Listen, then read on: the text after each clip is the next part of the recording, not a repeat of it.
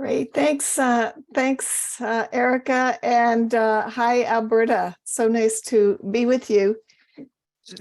Well, it's evening for me. In fact, it's getting really late at night because I'm located in Ottawa, which is located on unceded, unsurrendered territory of the Algonquin Anishinaabe peoples.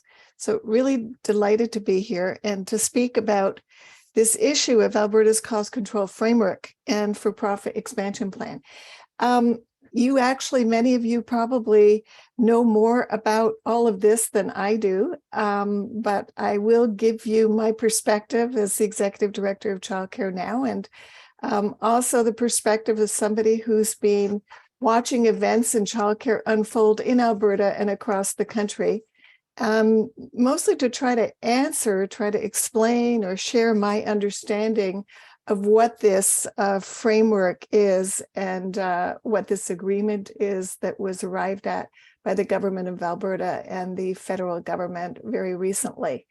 Erica, I think I heard you, although I was rustling around with my papers, saying that participants will only have a chance to comment or ask questions in the chat, but maybe because I'm going to try to be fairly brief, maybe would be possible for those to join in and us to have a little bit of a discussion and to get different perspectives on this agreement.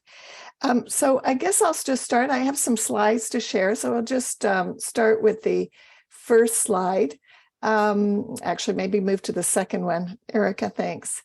And that's really to explore or to remind ourselves is the background, how this federal Alberta agreement came to be that is known as the Cost Control Framework Agreement and the For-Profit Expansion Plan. So this need for an agreement really arose from the signing of the Canada-Alberta, the negotiation and then signing of the Canada-Alberta Canada-wide. It's actually wide, not wider. That's a typo, but I guess it is wider than it once was, the Early Learning and Childcare Agreement.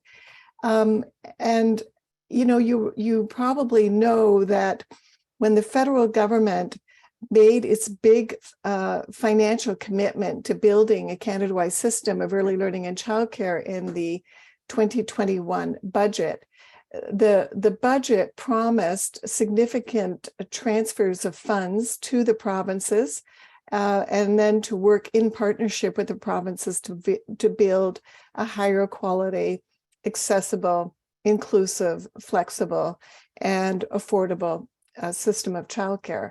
And the budget said that its vision of the system was that we primarily not-for-profit system. And so when the government of Canada went about negotiating the bilateral agreements, which set out the terms of the transfer of funds from the federal level to the provincial level, the federal government and its negotiators had as part of its mandate to move towards a primarily not-for-profit public system. And the Alberta government, we know from media reports, certainly resisted the move on the part of the federal government to put more emphasis on expansion of the not-for-profit and public sectors, as opposed to expanding the for-profit sector. I think what ended up probably happening is compromises were reached in the negotiation process, and the agreement that was signed had this provision that said that money, federal money, would be held back from Alberta, from money from the allocation that would been agreed to give to Alberta, the allocation of federal funds. It would hold back funds of significant funds from Alberta at least until the 2023-2024 year, and that the transfer of these held back funds for the last 3 years of the terms of the agreement would be conditional on arriving at a separate agreement between the federal and provincial governments on what's called cost control, and also on a for-profit expansion plan. And these agreements set a timeline for this cost control framework. The for-profit expansion plan, which was to include a cost control framework, the deadline for that was December 31st, 2022. And the cost control framework and expansion plan, for-profit expansion plan, was to be developed through a federal provincial implementation committee and then ratified by the federal and provincial ministers with responsibility for early learning and childcare. The agreements say explicitly that approval of the agreement that would be arrived at or developed through the implementation committee could not be unreasonably held by either side, either the Alberta or federal ministers. And as I say, once the agreement was planned, it was understood that that money would be released. So if we move to the next slide, just remind you of what the original Canada-wide framework agreement between the Government of Canada and the Alberta government said about the purpose of the cost control framework. And this is a quote from the agreement. The idea was to ensure the sound and reasonable use of public funds, ensuring that costs and earnings of childcare businesses, I want to emphasize businesses, are reasonable, and that surplus earnings beyond reasonable earnings are directed towards improving childcare services. Now, in this context, the term profit is normally attached to the surplus of a for-profit provider, is usually described as a profit. And if there is money left over that are from one fiscal year to another, if we're a not-for-profit or public provider, that's usually described as surplus. And these distinctions between profit and surplus, I think, are fairly important. I just want to again keep reminding us that although, the term childcare businesses in this quote are not defined, the idea of the cost control framework and the for-profit expansion plan really was directed at for-profit childcare, not at not-for-profit childcare. And the framework, the agreement says, would be built on or would reflect certain principles and objectives. So one would be that it would build on Alberta's existing successful approach to working with the private sector to increase spaces and quality. It would factor in and consider the wide variation in the size of operations that make up the private sector. Again, you can see that it's the private sector that's identified in the agreement. And it also, one of the principles was that the cost control framework would not result in unnecessary barriers to growth, innovation, and creativity in creating spaces. So again, it was sort of implied, certainly, and in the second point, explicitly stated that this cost control framework was really directed at the for-profit sector, childcare sector, and the idea of the framework agreement would be to find ways to ensure that as childcare was going to be increasingly publicly funded and increasingly funded by the federal government, that the purpose of the cost control framework is to try to make sure that these public funds were being used the way they were supposed to be used, and that they would be used primarily to enhance the quality of services and expand access and so forth, and meet all the other objectives that are set out in the 2021 federal budget, and that are also set out in the Canada-wide agreements between the Government of Canada and every provincial and territorial government. So Erica, maybe we can move on to the next slide. So the original Canada-wide agreement, as I'm sure you know, included a commitment to fund the creation and the establishment of 42,500 not-for-profit, public, and or family day home spaces in Alberta. The result of the cost control framework agreement, part of that agreement that was recently released, the commitment is now to use this additional federal funding that had been held back and that is now going to be transferred to the province of Alberta to create 22,500 spaces. And now that this agreement is signed, this cost control framework and for-profit expansion plan has been signed off by both levels of government, Alberta can now use federal funds, not just to help fund the cost of creating the spaces in the for-profit sector, but also can use federal funds to subsidize the operation. So what we're talking about is now federal funding for the combined total of spaces for their creation and also for their ongoing operation up until 2025, 2026. So although the original intent certainly implied and in some respects explicit in the Canada-wide agreement was to create a cost control framework, an expansion plan directed at the for-profit sector, what was announced was a cost control framework that would be applied to all licensed providers that are part of the Canada-wide system, that have agreed to become part of the Canada-wide system. So it applies to both not-for-profit, family homes, and for-profit providers. What the framework does is introduces a formula to define what constitutes a profit. Or in the case of profit in the case of for-profit providers, and surplus in the case of not-for-profit or public providers. And then it also, this framework agreement allows for profit or surplus to be increased by spending less on operations, or by billing parents for extra services. So that's essentially what the framework is all about. So what is this formula? We can move to the next slide. The formula looks like one of these typical math formulas. A plus B minus C equals the profit or the surplus, whereas A is the revenue from parent fees, that an operator and the revenue that they would get from parent fees, plus B, which would be the total government funding that an operator receives.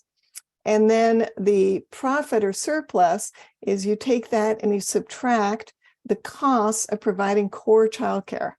And both, it says in the framework agreement, the costs of providing childcare and what is core will be determined by the Alberta government. So let's move to the next. So the problem, and the thing that I think has left a lot of us scratching our heads, is that while the framework agreement proposes a formula, it's kind of an empty formula for now. It's a blank formula because, when you look at A, which is the parent fees, right now we have provincial parent fees that are variable. So all fees are not the same from place to place, from town to town, from north to south and east to west. And also parent fees, the future of parent fees are uncertain. So there is no set provincial fee in Alberta, whereas other jurisdictions have established a provincial fee. And we actually don't know what fees will be in the future. The language in the agreement, the commitment on the part of the Alberta government that is restated in this framework agreement is that parent fees will be brought down to an average per day of $15. But we know from the experience of the fee reductions to an average of 50%, that the way the fee reductions were implemented in Alberta is we are still left with fees all over the place. So to arrive at an average of 15, they still might get there by having different fees and different fee levels in different parts of the province. And then, of course, there's a commitment to bring it down to $10 in the last year of the 5-year agreement. But again, the reference is to average $10 a day. So A, this in the formula is really at this point a question mark. The other question mark is B, and that's the government funding. We actually don't know what government funding will be part of this formula. The framework document states that the government funding is going to be determined by the level of parent fees and the core childcare costs. So then we get down to the core services, which is the C in the formula, and those aren't defined. So the core, what is core is not defined, and what the costs of these services is also not defined. It hasn't been determined yet.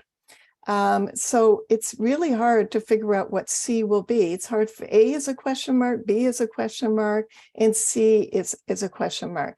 Now, and you can see by the language about how kind of confusing this cost control framework agreement is, and why it really doesn't tell us. The documents don't really tell us that much, because the posted government document says, and I'll quote, "The total core childcare costs will be built based on the sum of reasonable costs for each of a list of core childcare elements, taking into account variation and modifiers where deemed necessary."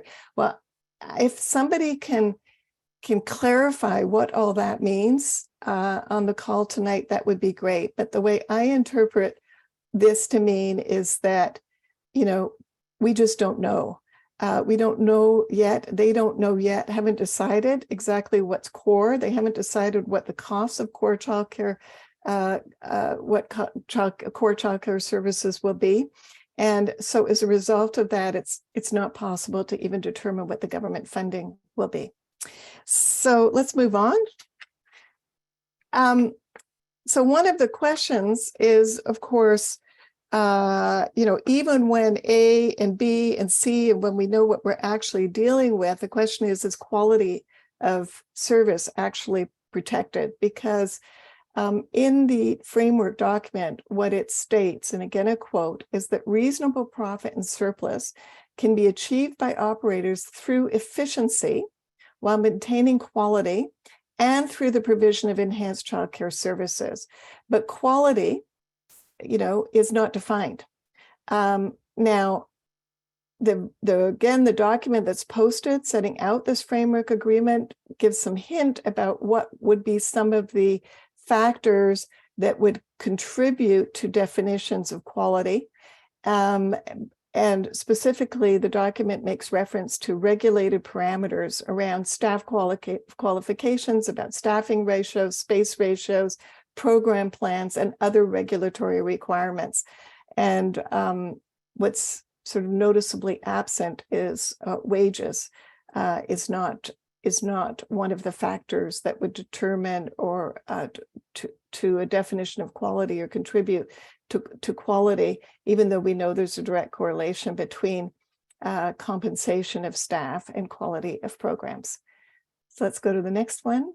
So the other thing, of course, that the framework provides is for profit to be made from extra billing. And what extra billing is that enhanced childcare costs, those are outside the scope of the framework, as are non-compliance fees. Non-compliance fees are things like if an operator charges late fees, late pickup fees, or perhaps even any other kind of fees that are fines. I guess one could say fines levied against parents for various infractions. Those would be outside the framework, and enhanced services are outside the scope of the framework. So I guess anything that is not considered core or defined as core would be defined as being enhanced or outside of the framework. And extra charges, parent fees, additional fees can be levied to actually cover what these enhanced costs amount to. So again, what are we talking about here? Well, the document says it could include transportation, field trips, special programming, or other costs that support innovation and creativity. So of course, a big problem with this is that a number of providers who say that they provide enhanced services they also would argue that those enhanced services are improve the quality of the program, and they sell their programs on that basis. The other thing is that it would seem that the enhanced services are anything that are not required by law or by regulation. And so there's all kinds of gaps between what the regulations provide for or require of operators and what a really high quality program is. I'll just give one example, and that's food. So in a number of jurisdictions, regulations require that hot meals and nutritious meals, and these are very, carefully regulated, are provided in certainly in full day programs and some in part day programs. In Alberta, my understanding is that that's not the case.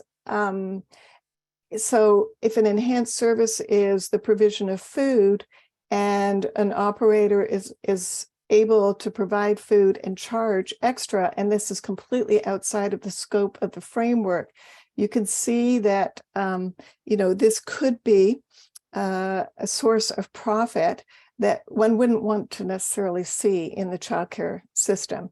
And I mentioned food, and there's other things, because in some, in at least one European country that has, very, very fully formed childcare system, but which is almost entirely not for profit, but has some for profit providers.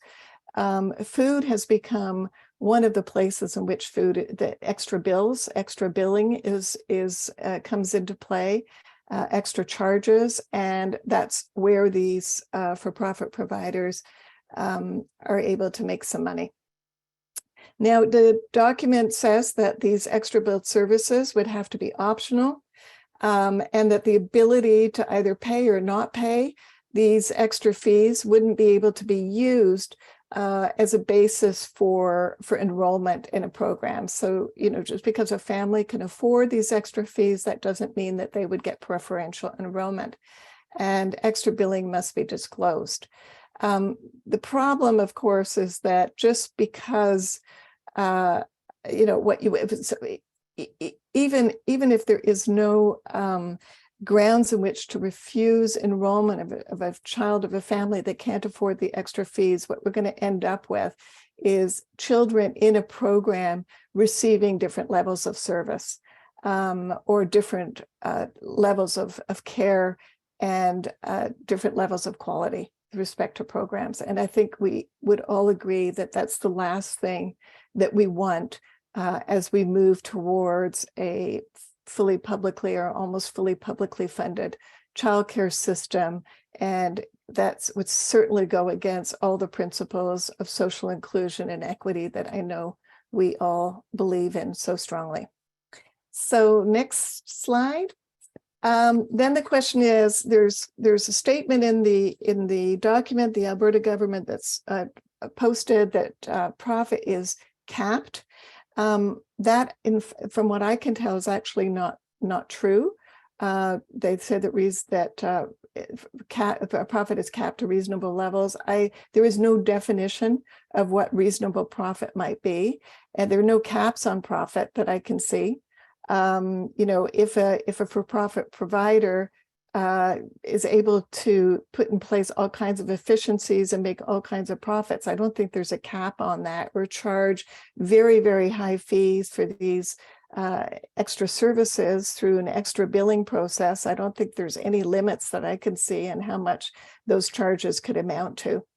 And then another big factor with respect to the cap and profit is that, where most of the profit is made in the for-profit sector is in the increased value of the real estate holdings, the equity in the real estate holdings.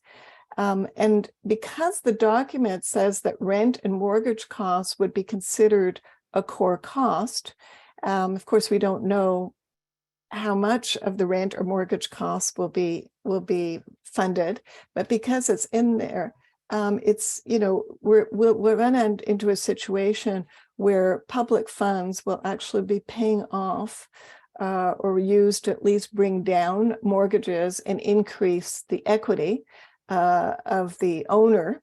And that really is where the greatest profit is actually in the real estate holdings. And of course, a big point I want to keep making is that profit is not the same as surplus, but the framework treats the two the same. So when a not-for-profit operator or public operator runs a surplus, there are requirements that that surplus go back into the service, into the provision of service. It can't be held back. It can't be, and also the not-for-profit provider or the public provider does not end up owning a real estate value that can be closed down. Like it couldn't be, the service could not then be closed down and the asset sold for a high profit. There are rules against that, and certainly all kinds of accountability measures that come into play with the not-for-profit sector that don't exist with the for-profit sector. So I'm coming to the end now of just my comments as sort of, what do you do? What do we do about this situation? Well, the fact of the matter is this agreement, this cost control framework has been signed off by the federal government. It is in place. They call it a cost control framework and a for-profit expansion plan. There is actually not a for-profit expansion plan that I've been able to see, except for a numeric target of 22,500 new for-profit spaces by 2025-26. There's a plan, as I understand a plan, as you need to know sort of when, where, how many, who's going to operate, and all of that. That hasn't been shared right now. But it is, nevertheless, this cost control framework is in place. It's agreed to, and the green light has been given now for the expansion of these for-profit spaces. The fact that the framework formula is what I call empty suggests to me that we can at least advocate and get clarity and ensure that A and B and C, the values of A, B, and C, are actually ones that would enhance quality and that would cap profit. And finally, I think it's really important that we advocate for course corrections to be included in the next action plan, which will take us to the end of the, will be from 2023-24 until the end of the 5-year funding commitment. And I think many of the course corrections that we would want to advocate for are actually set out in the roadmap to a quality early learning and childcare system in Alberta. And I think that Erica is going to remind you of the link to that document in the chat. So finally, what priority actions, when we say what course corrections do we need, I'm going to suggest a couple of priorities for advocates and others. And it's not an exhaustive list, but it's 4 points that I think I would put at the top of the list. One is to work really hard and advocate and organize for a proper funding formula that supports high quality enhanced programs for all, and that also builds in financial accountability for public funds. I think that's very, very important, especially in light of this cost control framework agreement. The other is to advocate that rather than a goal of an average of $10 a day or $15 and then $10, that we continue to advocate for a maximum parent fee of $10 for all and a sliding scale fee for lower income families. I'm really excited that just in the last few days, end of last week, and this maybe it was even this week, beginning of this week, yesterday, announcements were made in Manitoba first and in Saskatchewan next.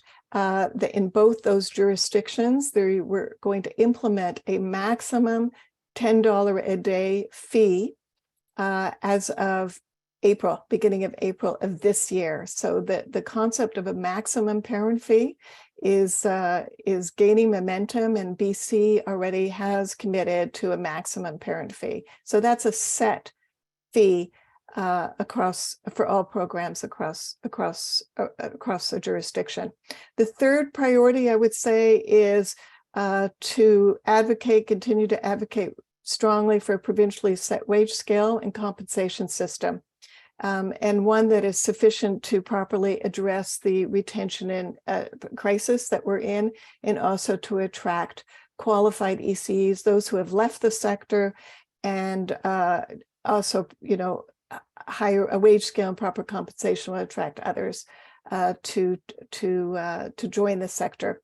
And then finally, a proper plan, expansion plan, supported by capital funding to meet the commitment to create the 42,500 not-for-profit public childcare spaces.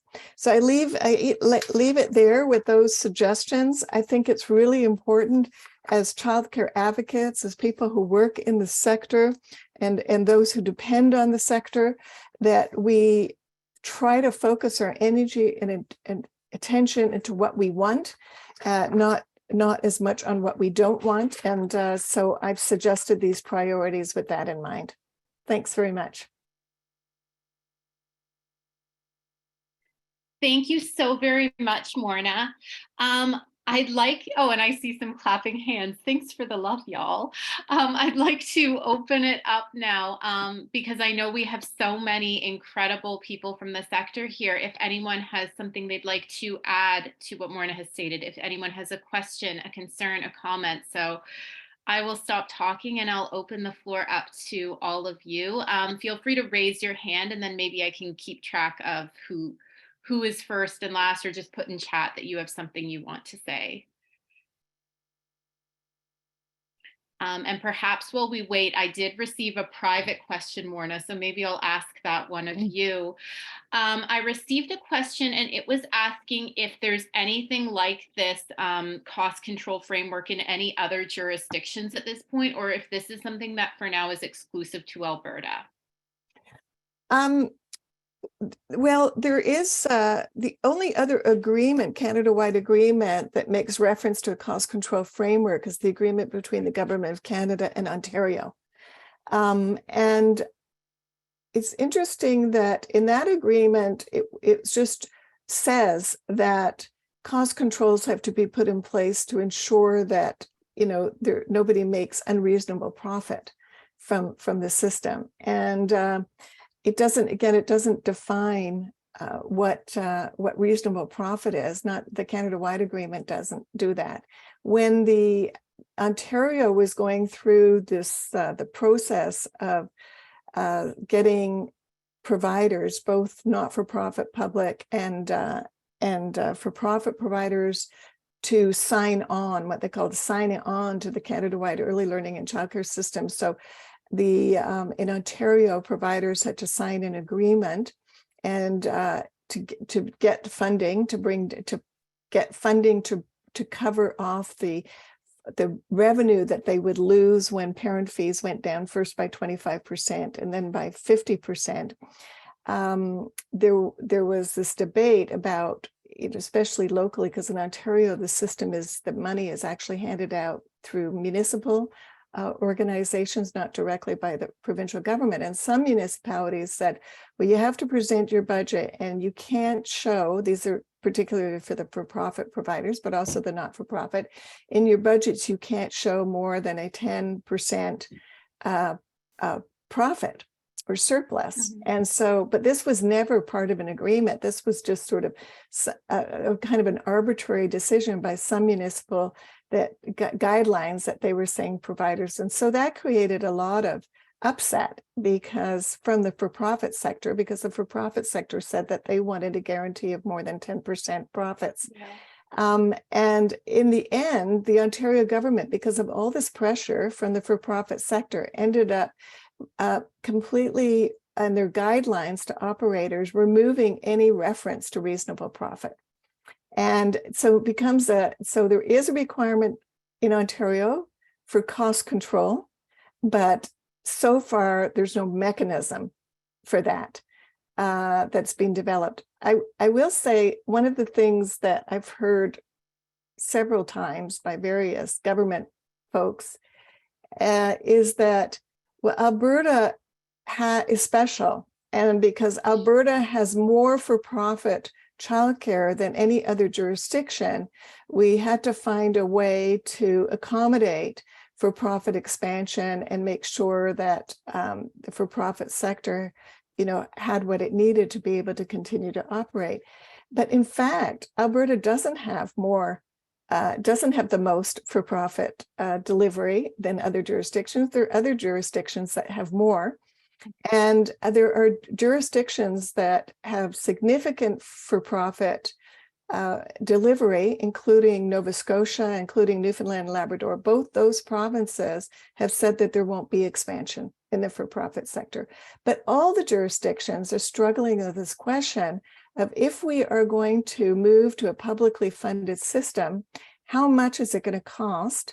What does it actually cost? Not just to continue to fund. I mean, we know what it's cost to fund a program as it's delivered now.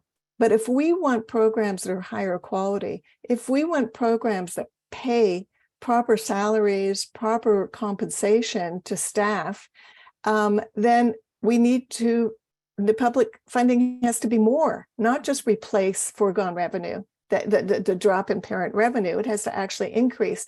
And so this whole question about how much public funding will be transferred to providers to pay costs, what costs will be covered, whether or not there's going to be differential funding from one part of the province to another part of the province, all of those questions are being grappled with across the country right now. And what we say, it's about a funding formula. Funding formulas have to be reviewed. They have to be updated. And it's going to be complicated to find the right funding formula. And we have to be open to funding formulas improving with time, all the time, because costs go up, but so do needs go up. And if we really want a truly inclusive system, we're going to have to pay for that with public funds, especially if we're not going to get the money from parents, which we're not, and we don't want to. It really should come from the public purse. Absolutely. Thank you for that. And I see Noah is saying thank you for pushing against that narrative about having more for profit, because this is, as you've said, something that other jurisdictions are absolutely grappling with. Sarah, I see you put your question in chat, but I did see that your hand was raised. So I'm wondering, would you like to speak with Morna directly and unmute yourself? Yeah, sure. That's fine. Yeah, either way, I'm happy. Hi, Morna. Yes, my question was around out of school care or before and after care, as it's often called, because I don't know how other provinces have been doing it with their new platforms, but it's been very limited in Alberta. Like, I know myself personally, I pay several hundreds a month still for 45 minutes of care before and after school. And it also is a very, very big struggle to even find such a thing. So there's not really much regulation or help there. So just kind of curious what other provinces have done for that. Yeah, so I'll answer as best I can. First of all, I want to say that language always varies from jurisdiction to jurisdiction. So what you refer to as out of school care is often referred to other places as school age childcare, but we're really talking about school age children, kindergarten and up, before and after school, sometimes on PD days and so forth. That right? I've got that right. So this is a huge gap. I was rereading the 2021 federal budget the other day for another presentation, and I was reminded that in the federal budget of 2021, there was a commitment, a very strong commitment for school age childcare in terms of both expansion, quality, and bringing fees down as well.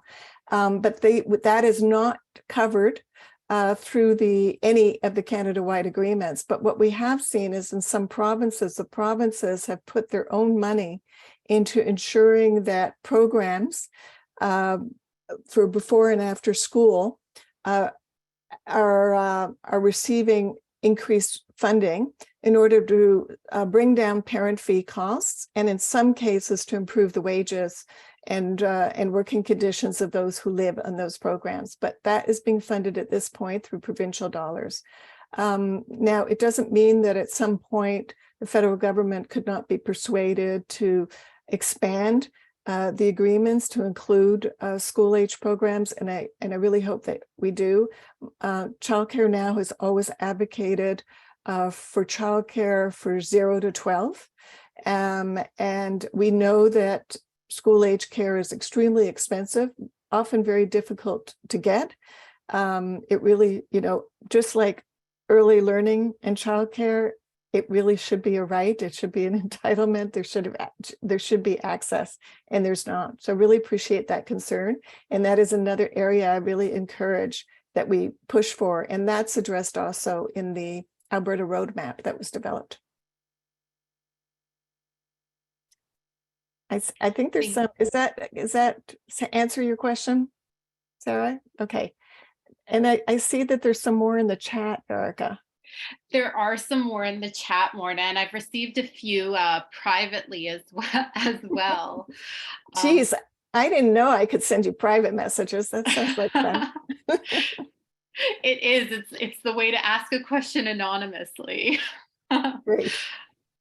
I do have one interesting question though that I received privately, and it was actually about the difference between like a for-profit childcare that would be your typical like mom and pop type childcare, like it might be that the owner has one, maybe two locations. So the question was, is this cost control framework, is there potential for it to be sort of interpreted differently by some of the big box childcare operators that we have seen coming into different jurisdictions in Canada? I think that's a really important point and a good question, because I was struck by the vagueness of determining what a cost would be, what a sort of in scope service or cost would be, and an out of scope. It just seems like there's going to be room for all kinds of variations, maybe even from one not-for-profit provider to another, and one for-profit provider to another. This is going to be incredibly contentious and difficult problem to solve. How do we figure out what is required to provide a high quality program? And can we make distinctions in a funding formula between the not-for-profit sector and the for-profit sector? And can we make distinctions even within the for-profit sector? So that's the kind of big debate we're going to have now.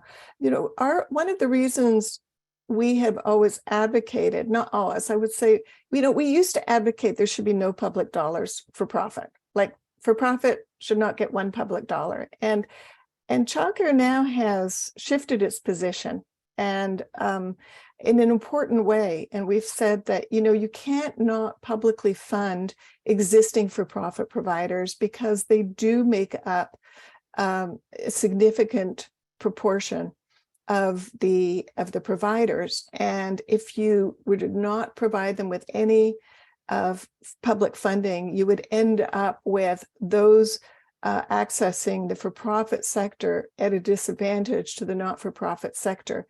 But so we say, so for the existing centers, there should be, but there also should be a lot of controls, regulations put in place to make sure that no matter what kind of a provider you are, you provide high quality service. But we said it shouldn't be expanded. And one of the reasons we don't want the for-profit sector to expand is because it's actually not possible to sort of resolve this problem of funding a service and allowing the for-profit providers to get public funding and have that not go to their bottom line, because that's not the model that they're operating. So it is complicated, and it just seems easier to say, okay, from now on, let's make sure that all the public funding, as we expand the system and raise the quality, is going to the not-for-profit and public sector, because in that sector, we know that every dollar will go to service. Let's appreciate and support the existing for-profit providers, but let's not expand. Thank you for explaining that. I see another question in the chat, and this one is asked publicly by Andrea. And she's asking if these regulations from cost control, if they're going to apply to the family day home educators. So I suppose those who perhaps work in family day homes. I assume that since family day homes will be receiving public funding, fees are going down, that there will also be a requirement. You know, they will also be covered by a funding formula, accountability measures, and so forth, which is, of course, an important element of the cost control framework. Yes, that's my assumption. But by the way, in all agreements, family home childcare, or family home based childcare, is deemed to be not for profit, even though many are operated on a for profit basis. They've been deemed to be not for profit. Okay. Thank you for expanding upon that. I have a couple of questions I've received, and I'm going to try to summarize them sort of together because they've been very similar, but they're sort of pointing to this idea of quality that you touched upon in your presentation, Morna. And there's some questions about if there's going to be a situation where we could see a child in a center who sort of, we have our haves and we have our have-nots almost because of this framework. Absolutely. I think that's almost guaranteed. It's almost guaranteed. And the thing is that if how do I express this, or how do I articulate this clearly? The main sources of profit under this framework, as I say, will come from two places. One is to spend as little money as possible, but still maintain quality. And if quality is defined as what is required through regulation or legislation, if you want to make a lot of profit, then you will be at the minimum. You'll be, only meeting the minimum requirements, because to go above that is going to cost money, and that's where the profit margin is, right? The other source of profit is from this extra billing, from putting in place programs that you can charge for, but then you can't deny enrollment to anybody regardless, who can't pay. So honestly, to be really blunt, I think very quickly we're going to see situations where poor children are in programs getting bare minimum, and wealthier families will be getting what they call enhanced early childhood education. Now, that'll get defined in a bunch of different ways. It could be better food. It could be, better, who knows? It could be better play equipment that's beyond the minimum requirements. We don't know. It could be outdoor programs that are not required by regulation, but that we all know enhance the quality of experience in center-based and home-based programs as well. And, if it requires transportation fees, those are extra, that's an example that's given in the framework agreement that will cost more. And we already know in the public education system, we already see that. And it's really, really hard to deal with that. And it's incredibly sad that we would be finally building a publicly funded system and build it in such a way where there will be the have and the have-nots being treated in a very visible, open way differently. And I wouldn't be at all surprised, because of income levels and because we know the demographics of the poorest Canadians and we know the demographics of the wealthiest Canadians, that it's going to be racialized children. It's going to be newcomers to Canada, more likely. It'll be children of parents who might have a disability and are therefore more likely to be low-income households. And this is not our vision of childcare. Surely it's not our vision of early learning and childcare. One of the reasons we advocated for a universal system for everyone is to really practice social inclusion at an early age, because that's life-changing for the rest of your life. If you have opportunities when you're young, they'll stay with you the rest of your life. Powerful words, Morna. I totally agree. I see in the chat that Nikki has provided a bit of context regarding Prince Edward Island. I also, at the same point, received a question, which is sort of looking at expansion of for-profit again.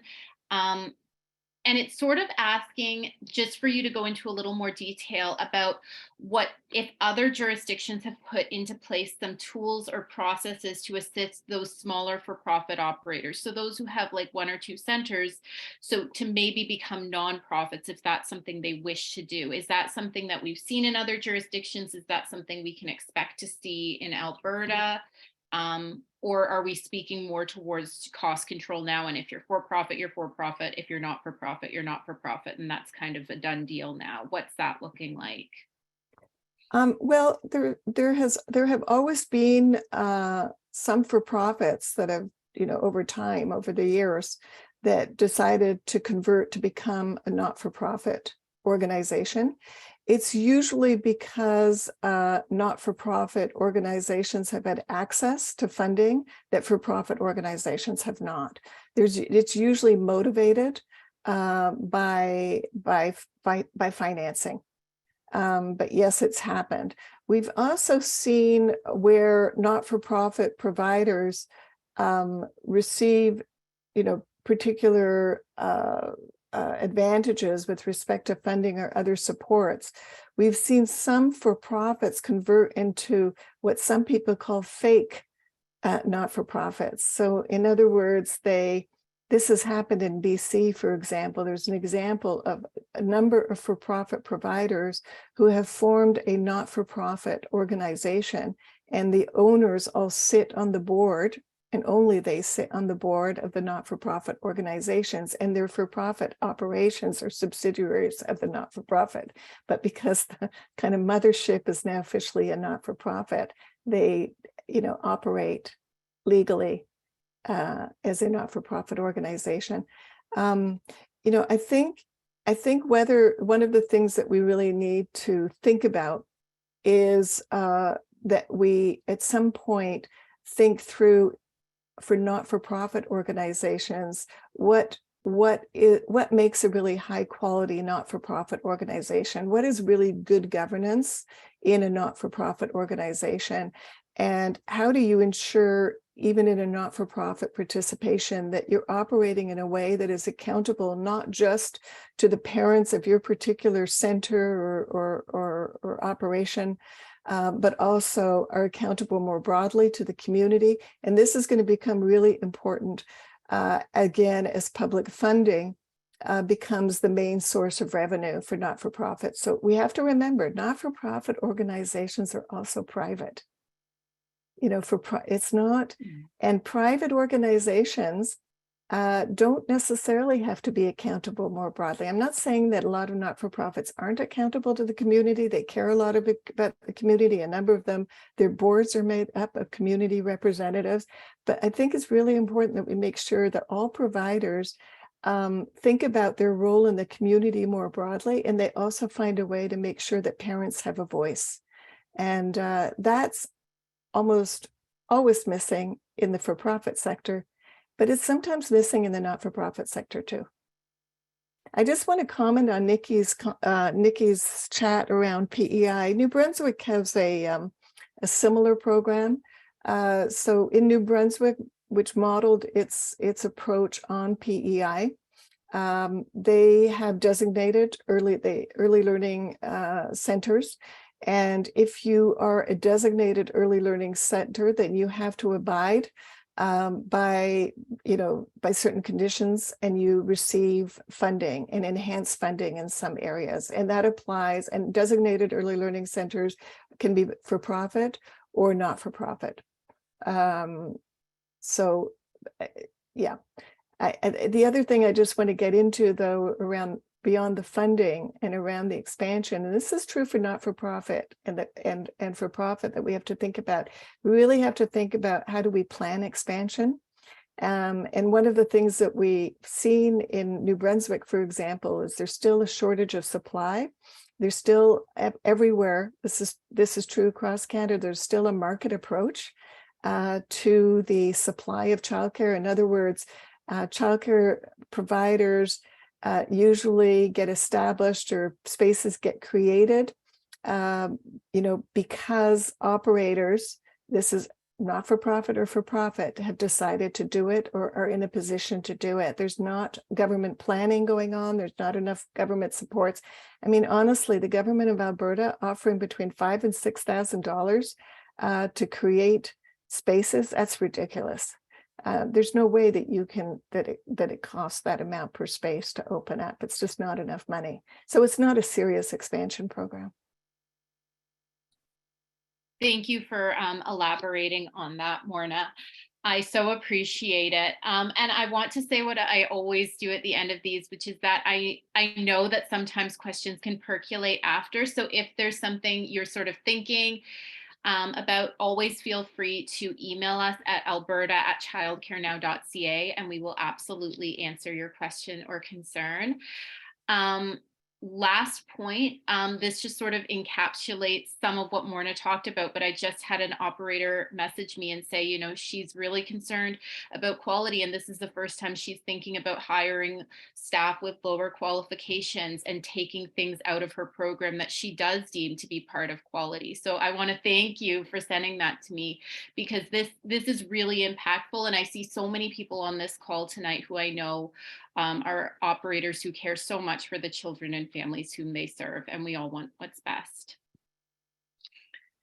So without further ado, I would like to thank Morna Ballantyne, Child Care Now's Executive Director, for giving us this presentation. I'm so grateful. I'm so grateful for all of you for sharing and holding space tonight, for your questions, for your comments, whether they were private or public. And please connect with us, Child Care Now Alberta, our chapter organization, and Child Care Now National as well. We want to hear from and connect with all of you. Thank you so much, and have a lovely rest of your evening. Bye all. Have a great night.